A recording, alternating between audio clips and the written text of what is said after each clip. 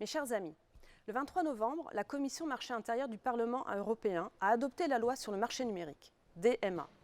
Cette proposition législative est un premier pas pour briser les monopoles des GAFAM de la Silicon Valley. En tant que rapporteur du groupe ID, j'ai réussi à ajouter des mesures plus fortes à la proposition. Des mesures qui protégeront les entreprises et les consommateurs français et européens.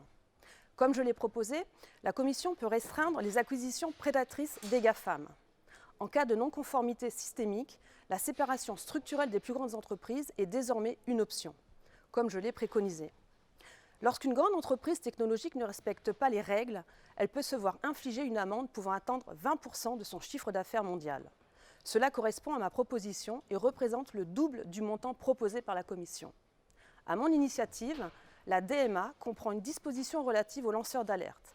Cela signifie que les lanceurs d'alerte, comme Frances Haugen récemment, pourront dénoncer les fautes commises par les contrôleurs d'accès.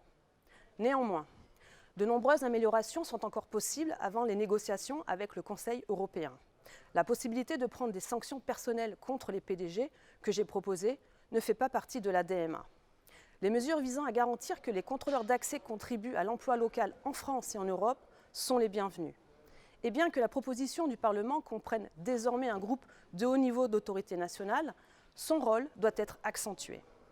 Néanmoins, grâce à mes initiatives au nom du groupe ID, le règlement a été renforcé. Il s'agit d'une étape importante pour mettre fin à la domination absolue du marché par les GAFAM.